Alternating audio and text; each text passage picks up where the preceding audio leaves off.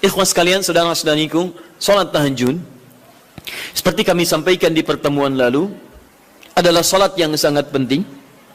Ingat, kalau di pertemuan lalu kami sampaikan 4 keutamaan tahajud, hari ini saya tambahkan 2 dan 3 yang lain langsung dari Al-Quran. Ya, kemarin saya sampaikan 4 hal. 1, masih ingat Quran surah ke-17 ayat 79 sampai dengan 81 itu. Orang yang rajin tahajud akan mendapatkan 4 keutamaan yang tidak didapatkan oleh orang-orang yang tidak tahajud, sekalipun sholat fardunya begitu khusyuk. Di antum sholat fardu khusyuk, bagus, tapi nggak tahajud, nggak dapat 4 keutamaan itu. Ini sudah saya bahas panjang lebar di pertemuan lalu, saya hanya sebutkan cepat saja. 1, Allah akan mengangkat karir, pekerjaan atau aktivitasnya di tempat yang terbaik. Ya deh, jadi kalau antum misalnya pengusaha atau orang karir di kantor dan sebagainya, itu akan cenderung kemudian ditolong oleh Allah, diangkat ke tempat yang terbaik. Terbaik itu tidak harus puncak yang paling tinggi, direktur tidak misalnya, tapi tempat yang bisa membuat nyaman hidup Anda, sholat bisa nyaman, bergaul juga nyaman, dan tenang kehidupannya. Mungkin level Anda nggak sampai puncak ya direktur utama, mungkin direktur 1, 2 gitu ya, tapi Anda dijauhkan dari hal-hal yang maksiat, dijauhkan. Sholatnya enak, punya ruangan nyaman dan sebagainya. 2, Allah akan bimbing setiap ahli tahajud. Allah akan bimbing sehingga menjalani awal pekerjaannya dengan begitu mudah.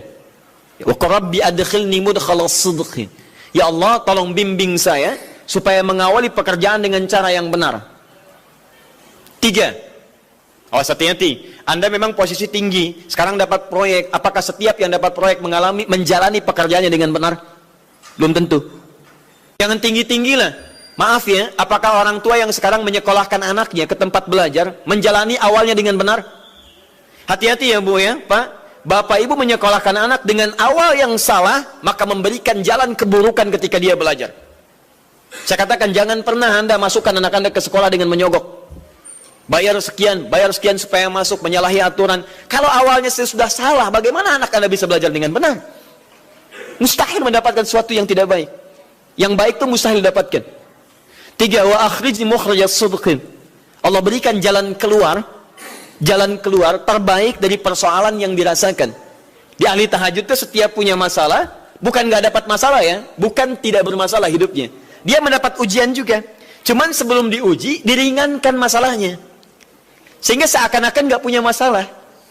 Padahal sama dengan yang lain, cuma saat akan dia lalui, Allah ringankan persoalannya sehingga mudah dilalui. Dan yang keempat ini yang hebat. Ya, waj'alni min ladunka sultanan nasira. Allah akan tolong langsung orang ini ketika ada lingkungan sekitar yang akan menyakiti atau menjahilinya. Kalau diisengi orang, diganggu orang dan sebagainya, ini orang-orang seperti ini langsung mendapatkan perlindungan dari Allah Subhanahu wa taala. Ada satu kali, ini kisah nyata, seorang saleh ahli tahajud, sampai saking ahli tahajudnya tidak ingin meninggalkan kebiasaan ini. Ini sangat nyata kisahnya dan tidak mengarang. Satu kali Pak, kemudian malam-malam dia perjalanan dengan rombongan. Sekarang lihat apa yang beliau sampaikan. Begitu datang harimau itu, perhatikan ahli tahajud ini, dia ingat dengan janji Allah. Dia ingat dengan janji Allah. Perhatikan baik-baik ya. Kalau Anda sudah punya kebiasaan Qur'ani dalam jiwa Anda, maka ayat itu akan hadir membimbing Anda dalam setiap kesulitan Anda. Apapun itu. Nabi Yusuf dekat dengan Allah. Ketika digoda muncul ayatnya. Laula arra'a burhana rabbi. Kalau bukan melihat petunjuk dari Rabbnya, niscaya ada sesuatu yang buruk terjadi kepadanya. Tapi Allah jaga beliau. Lihat baik-baik teman-teman. Begitu melompat harimau itu, kemudian dia katakan dalam jiwanya. Lihat kalimatnya. Ya khalqallah. Hei makhluk Allah. Dia tidak katakan ya namar, hei harimau, tidak. Kalau disebutkan harimaunya menunjuk pada zatnya, tapi dia lekatkan makhluk ini kepada penciptanya. Hei makhluk Allah. Ya khalqallah, hei makhluk Allah. Jika saya memang rizki yang telah Allah tetapkan untukmu pada saat ini, maka saya ridho untuk engkau makan, silakan, tidak ada masalah. Kalau Allah tetapkan saya sebagai rizki untukmu pada saat ini, silahkan.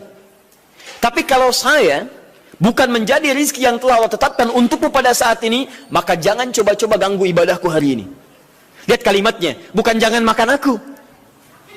Ingat, bukan jangan makan aku. Jangan coba-coba ganggu ibadahku saat ini, atau aku akan mohonkan pada Allah penciptamu untuk menghancurkan engkau saat ini juga. Perhatikan, dia minta jangan ganggu tahajudnya, bukan jangan makan dirinya.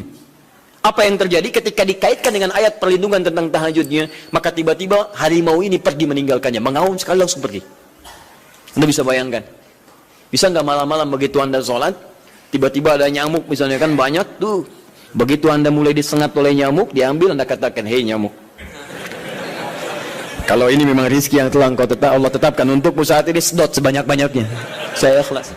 Tapi kalau bukan, jangan coba-coba ganggu saya.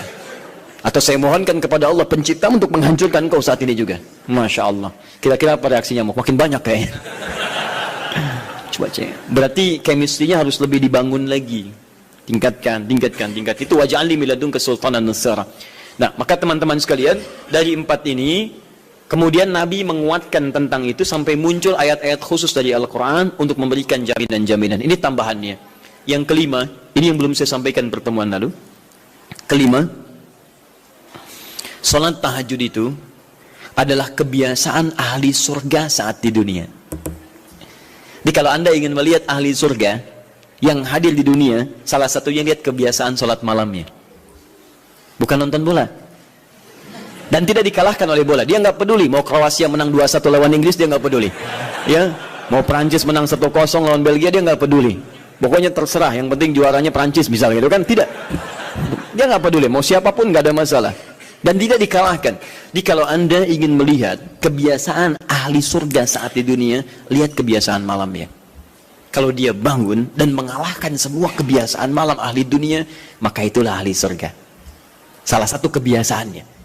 Ya, kalau nanti turunan dari tahajud yang muncul, nanti saya terangkan. Yang berhasil tahajud, ciri-cirinya begini.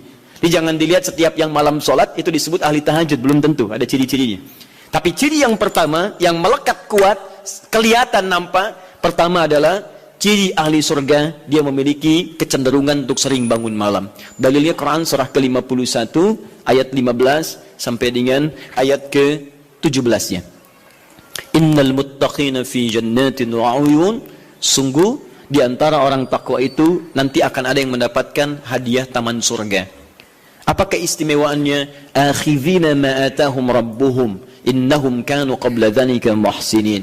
Sungguh kebiasaan mereka itu saat di surga, keutamaan surga, taman surga ini, mereka akan langsung mendapatkan semua kenikmatannya dari Allah langsung.